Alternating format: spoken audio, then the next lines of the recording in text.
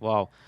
Anthony, what was your biggest challenge while you were running your business, like your salons and school?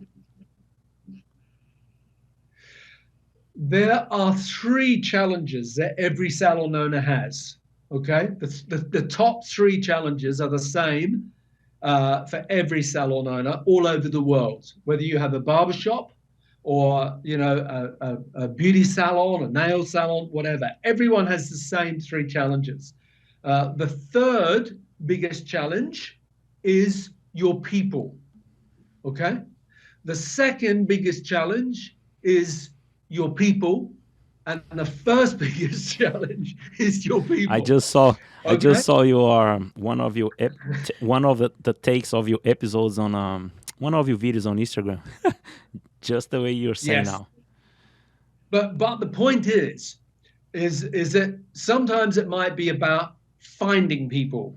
Sometimes it might be about training people. Sometimes it might be about motivating people. Sometimes it might be about loyalty, but they're all about your people. If you own a barbershop or you own a salon, your product is your people. And if you're the barber behind the chair, think of your clients as being, your customers, yeah? But if you're the owner of the barbershop or the salon, think of the clients as being your team. They are your clients that you have to make happy. I So, yeah, agree 100% with you. The biggest challenge, if someone asks me, my biggest challenge is people learning how, like as you said, how to recruit, how to train, how to keep them happy. It's a constant challenge. We always challenged to do better every day and improve here and there. It never stops. It's a process that never exactly. stops. I totally agree with you. We we run our barbershop. Uh, how do I say this? Like a real business, Similar okay, to a and salon. similar to a salon. So I'm gonna let my wife ask Mhm. this question. She's gonna be more specified Which question? about the percentage he said on the.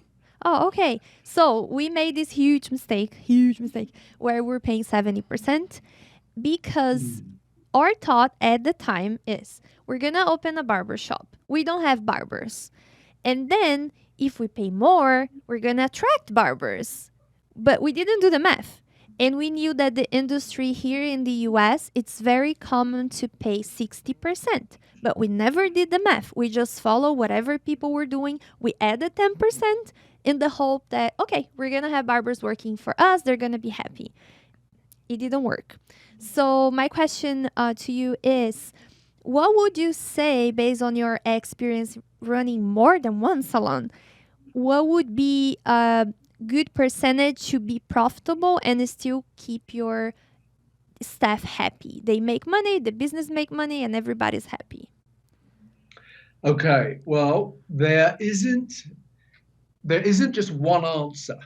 Okay, so one of the things that I talk about, whether it's in my live courses, or whether it is, in my books, or the answer I'm going to give you now, is that you have to adapt everything to suit your business model, and the specific things relevant to your business. However, a dollar is still a dollar, and there are only 100 cents in that dollar. Yeah. Now, and that's no matter where you are, no matter how big your business is, or how many staff you've got, or what your location is, or how beautiful your decor is, or how clever that barber is. A dollar is a dollar, and there's only 100 cents in the dollar. Okay. But what does change is how much you're paying in rent, how much you're paying in product cost, how much you're paying for your utilities, how much you're paying for your support staff. So maybe you have assistants, maybe you have cleaners, maybe you have receptionists. All of those things are the variables.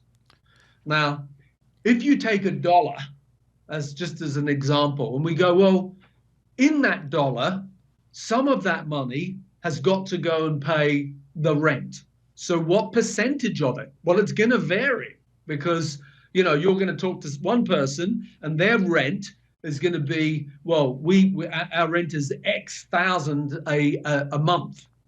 And so for them, that might represent 10% of that dollar. For another person, that might represent 3% of that dollar. For another person, that might represent 18% of that dollar. So within that dollar, you have to pay rent. Within that dollar, you have to pay insurance. Within that dollar, if you've got receptionist, you have to pay the receptionist. You have to pay assistants. You have to pay the product costs. You have to pay the internet fees. You have to pay the telephone bill. You have to pay for the coffee, the magazines, the cleaner, etc., etc., etc., etc. So all of those things are going to come out of that dollar. And then there's another thing that's going to come out of that dollar, and that's called profit. And you opened the business and you've invested your life savings. You've gone to the bank. You've borrowed money to start the business. You're working 50, 60, 70, 80 hours a week to make that business work. And so your business has to make a profit. So all of that has to come out of that dollar, plus you have to pay the barber or the stylist. Yeah? Now, if, let's imagine, you're paying 50%, okay, of that dollar to the barber, okay, 50% of everything goes into their pocket. Then the other 50% is not for you. It's not to go in your pocket as the owner, and that's a mistake that a lot of hairdressers or barbers that are employees think. They think you take 50% of what I do. It's like, I wish I took 50%. I get the other 50% to run the business with, to pay the credit card fees, to pay the insurance, to pay the electric, to pay the rent, to pay the product you use, to pay for the chair you're sat in, to pay for the cleaner, to pay for the coffee the clients drink and the magazines they read, etc., etc., etc., etc. Yeah? And let's say that all of that adds up to 40%, then that would leave 10% left for you as profit. So 10 cents in that dollar. Now, here's the reality. Most salons don't make 10 cents in the dollar. Most salons or barbershops out there are making even less than that. Okay? So the average salon, and the average salon, and I travel a lot and I speak to a lot of salon owners in the US and in the UK and Europe and Australia, etc. The average salon is probably making somewhere around the 5 or 6% profit margin. Now, some people listening to this will say, oh, I make lots more than that.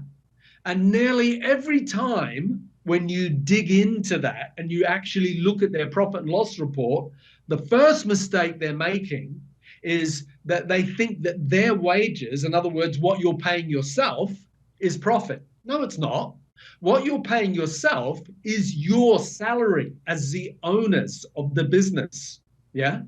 And the profit is what is left over after everything else has been paid, including what you pay yourself. Yeah. That's what the profit is. And so, in America, the average salon, and it's the same here in the UK, is going to be making about 6% profit. So 6 cents in the dollar. Not a lot of money. Okay. And then out of that 6 cents in the dollar, you don't even get to keep that because it's called profit. You've got to pay Uncle Sam his share of that. Okay. So, the amount left in your pocket is minimal. So you can see what the problem is here is that if you're paying people 70% of what they generate, then you've got 30% to run the business on, cover all the overheads, and make a profit. Well, this is not an opinion, but the calculator says that can't be done. It's not an opinion, it's the calculator. It's, you used the perfect word, Leisha. You said math. It's math says, hang on, that doesn't work. Math says you've got $1, but you're paying out $1.05 or $1.10. It doesn't work. You will go bankrupt. It's just a matter of how long it takes. So, and that's a lesson a lot of people have to learn the hard way.